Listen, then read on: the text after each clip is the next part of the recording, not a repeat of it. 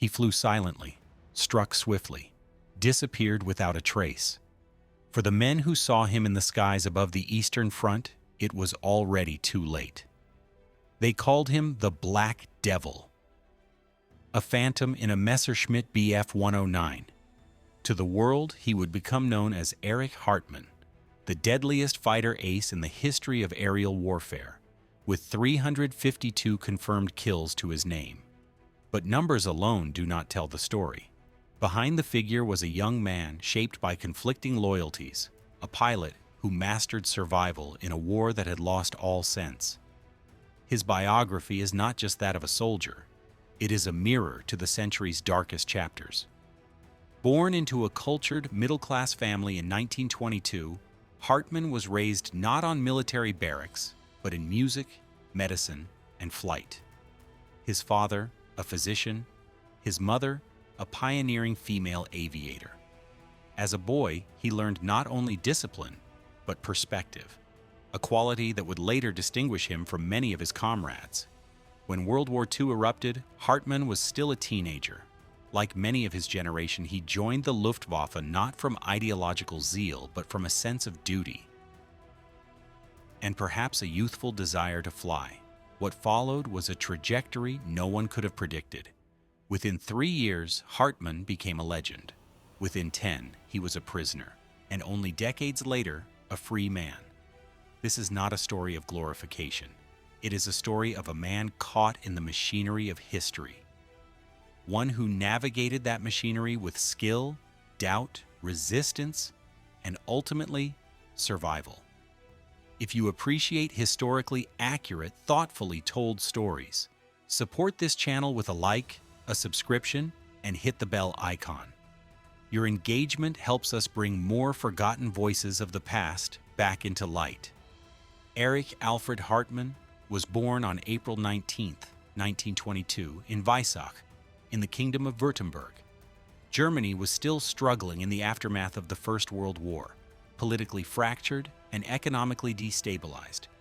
Yet the Hartmann household was one of culture and stability.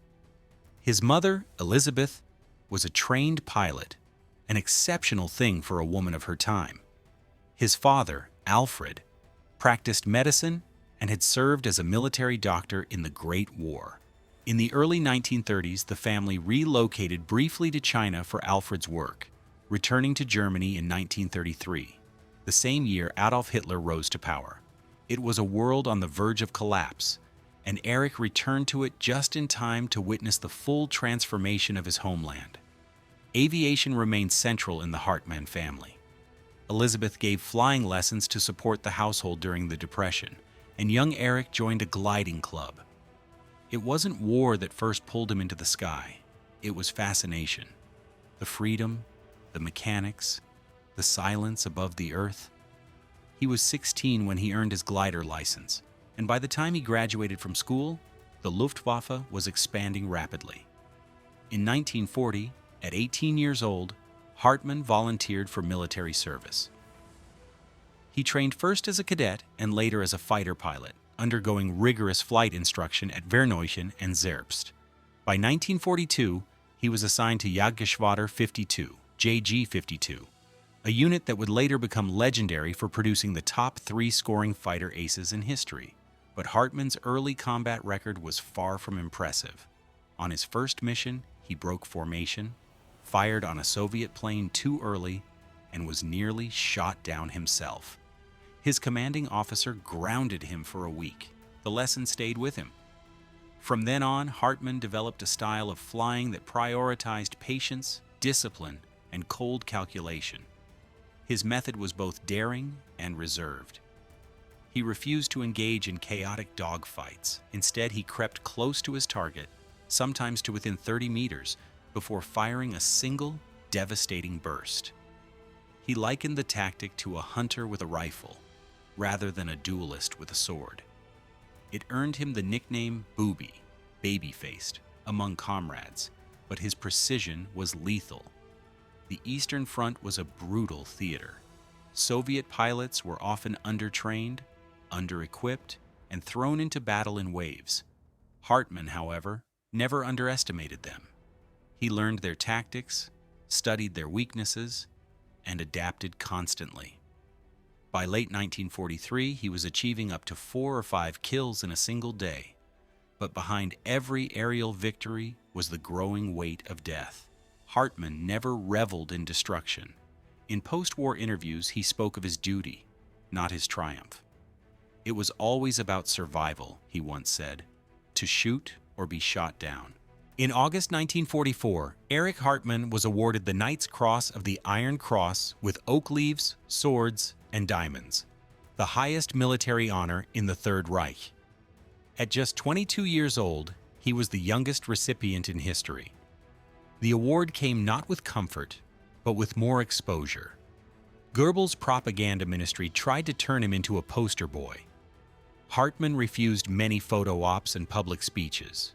He had no taste for ideology, only flying. As the war turned against Germany, Hartmann became increasingly critical of leadership. He clashed with commanders, refused reckless orders, and demanded proper training for young pilots. Some called him arrogant, others principled. He remained in the skies long after others were shot down or transferred. In total, Hartmann flew more than 1,400 combat missions. He was never shot down by an enemy aircraft. May 8, 1945. Germany surrenders. The war is over, but not for Erich Hartmann. Despite his status as a decorated ace, Hartmann is no longer a pilot. He is a soldier without a war. A young man with 352 victories and nowhere to go. Along with many from his unit, Hartmann decides to surrender to the Americans, believing that Western captivity will be safer than falling into Soviet hands. But politics has its own trajectory. As part of broader agreements between the Allies, Hartmann and others from JG-52 are handed over to the Red Army. For the next 10 years, Erich Hartmann would be known not as a pilot, but as prisoner number 02486. The Soviets saw in Hartmann more than just a soldier. They saw a propaganda asset, or perhaps a scapegoat.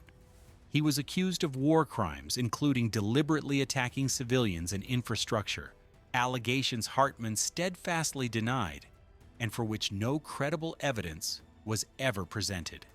He refused to confess, even under pressure. That defiance would cost him dearly.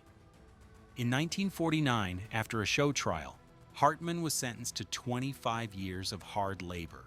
He would serve time in various Soviet prisons and camps, including infamous facilities in the Ural Mountains.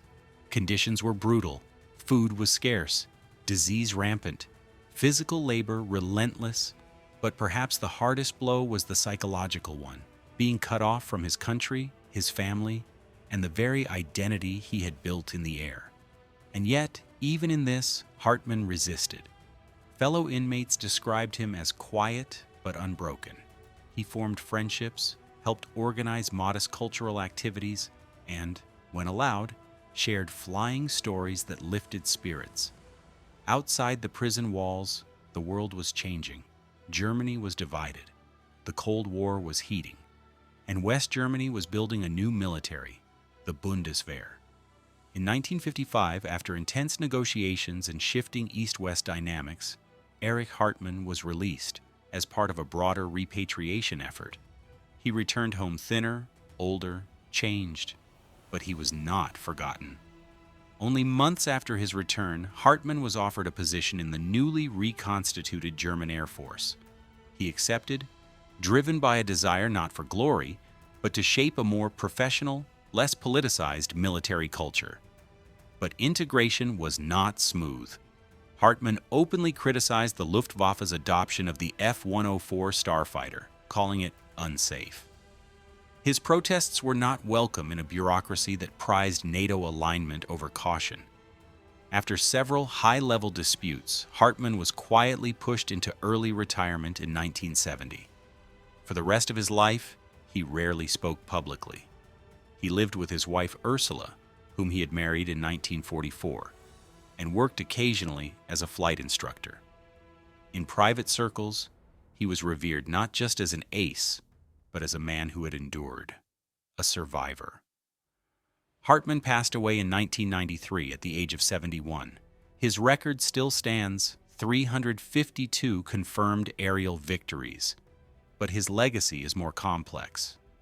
In post-war Germany, he was both hero and relic, symbol and enigma. He refused Nazism, but served the regime. He defended his comrades, but rejected its politics. His life, like so many of his era, was one of contradiction. The story of Erich Hartmann does not end in 1945, nor even in 1993 when he passed away. His legacy, spanning war, imprisonment, and post-war silence, offers more than just statistics.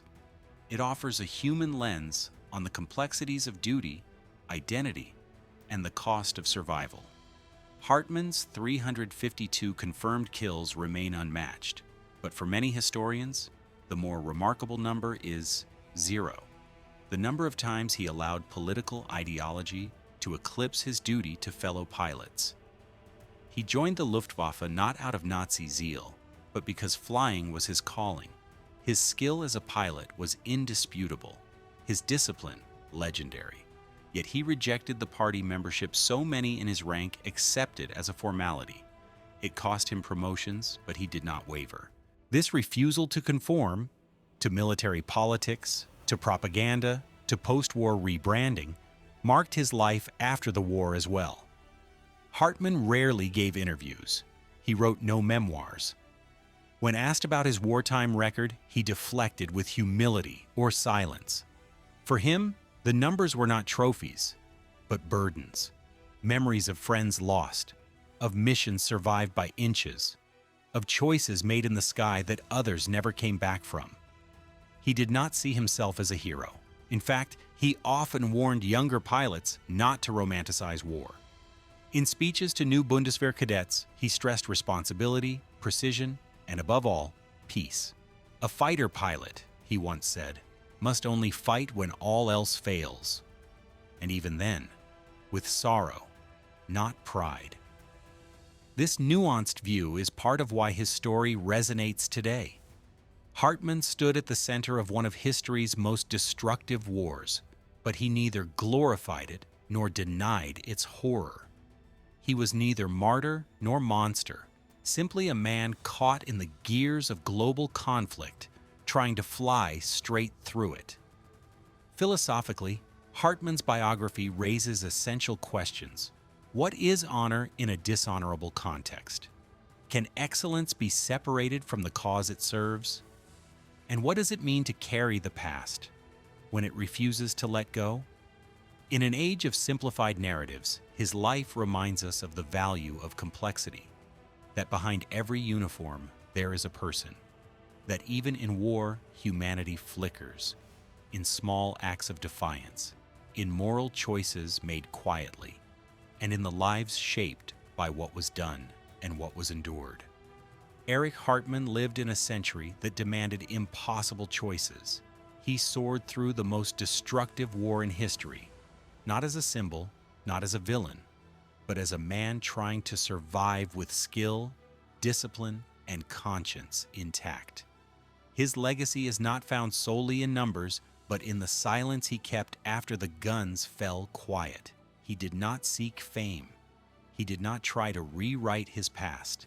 Instead, he spent his final years in peace, flying civilian aircraft and mentoring young aviators, always with the same message: war is not glory. It is the failure of reason, and surviving it does not make you a hero. It makes you responsible. Hartmann's story reminds us, history is never simple. It is written not only by victors, but by those who carry its weight in silence. And sometimes the greatest legacy is not in what you did, but in how you refuse to forget it.